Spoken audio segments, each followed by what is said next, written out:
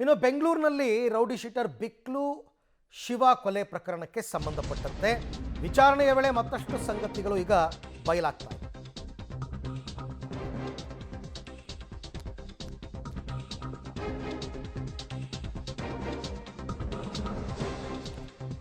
ವಿಚಾರಣೆ ವೇಳೆ ಮತ್ತಷ್ಟು ಸಂಗತಿಗಳು ಬಯಲಾಗಿದೆ.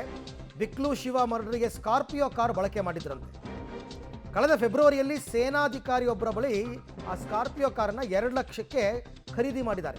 ಯಾರು ಈ ಪ್ರಕರಣದಲ್ಲಿ A5 ಭೈರತಿ ಬಸವರಾಜ್ ಇದ್ದಾರಲ್ಲ, ಅವರ ಸಂಬಂಧಿ ಅಂತ ಹೇಳ್ತಿದ್ದಾರೆ, ಅನಿಲ್ ಅಂತ. ಅವನಿಗಾಗಲೇ ಪೊಲೀಸ್ ವಶದಲ್ಲಿದ್ದಾನೆ. ಅವನು ಕಾರ್ ತಗೊಂಡಿದ್ದಂತೆ, ಇದಕ್ಕೋಸ್ಕರನೇ ತಗೊಂಡಿದ್ದಂತೆ 2 ಲಕ್ಷಕ್ಕೆ. ಕಳೆದ ಫೆಬ್ರವರಿಯಿಂದಲೇ ಅಲ್ಲಿಗೆ ತಯಾರಿ ನಡೆದಿತ್ತು ಅಂತಕ್ಕಂಥದ್ದು ಕನ್ಫರ್ಮೇಷನ್.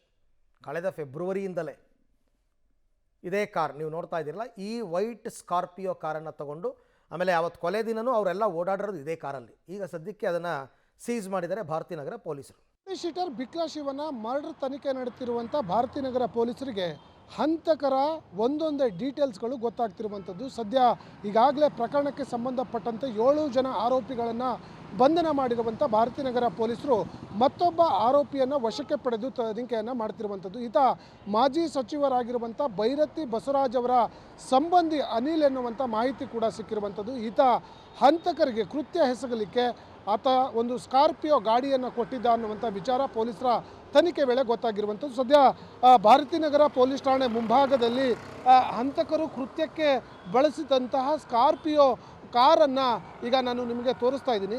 ಈ ಸ್ಕಾರ್ಪಿಯೋ ಕಾರಲ್ಲಿ ಬಂದಂಥ ಹಂತಕರು ಈ ಕೃತ್ಯವನ್ನು ಎಸ್ಕೇಪ್ ಆಗಲು ಈ ಸ್ಕಾರ್ಪಿಯೋ ಕಾರನ್ನು ಬಳಸಿದ್ರು ಅನ್ನುವಂಥ ವಿಚಾರಗಳು ಕೂಡ ಗೊತ್ತಾಗ್ತಿರುವಂಥದ್ದು.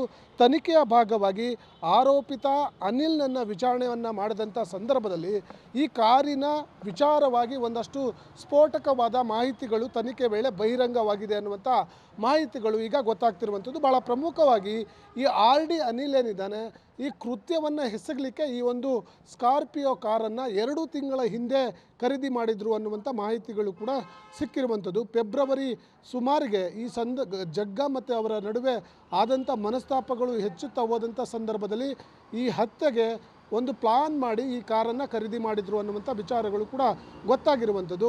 ಕಳೆದ ಫೆಬ್ರವರಿಯಲ್ಲಿ ಆರ್ಮಿ ಅಧಿಕಾರಿಯ ಬಳಿ 2 ಲಕ್ಷ ರೂಪಾಯಿ ಹಣವನ್ನು ಕೊಟ್ಟು ಈ ಸ್ಕಾರ್ಪಿಯೋ ಕಾರನ್ನು ಈ RD ಅನಿಲ್ ಖರೀದಿ ಮಾಡುತ್ತಿದ್ದ ಅನ್ನುವಂಥ ಮಾಹಿತಿಗಳು ಕೂಡ ಗೊತ್ತಾಗಿರುವಂಥದ್ದು.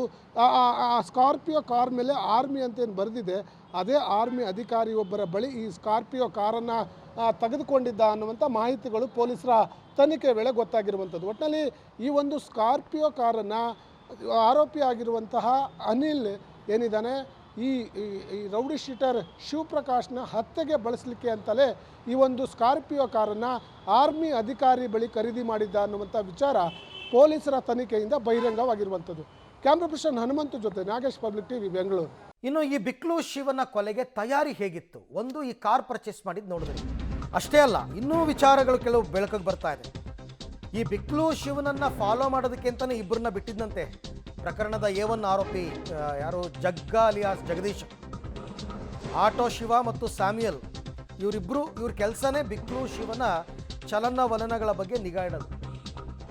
ಇಬ್ಬರಿಗೆ ದಿನವೊಂದಕ್ಕೆ 1,000 ರೂಪಾಯಿ, ಆ ಥರ ತಿಂಗಳಿಗೆ 30,000, ಇಬ್ಬರಿಂದ 60,000. 60,000 ಒಂದು ತಿಂಗಳಿಗೆ ಇಬ್ಬರಿಗೆ ಅವ್ನು ಕೊಡ್ತಾ ಇದ್ದಿದ್ದು. ಬರೀ ಫಾಲೋ ಮಾಡಬೇಕು, ರಿಪೋರ್ಟ್ ಮಾಡಬೇಕು.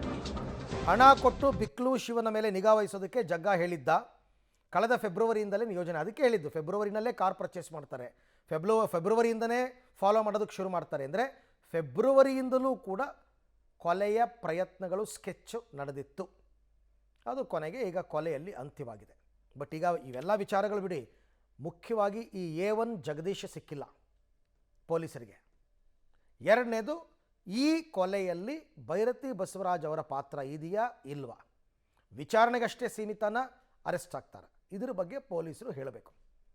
ಉಳಿದಂತೆ ಅವರು ಒಟ್ಟು 7 ಜನ 8 ಜನ ಎಲ್ಲ ಕೆಲವೊಂದು ವಿಚಾರಗಳನ್ನ ಬಾಯ್ಬಿಟ್ಟಿದ್ದಾರೆ.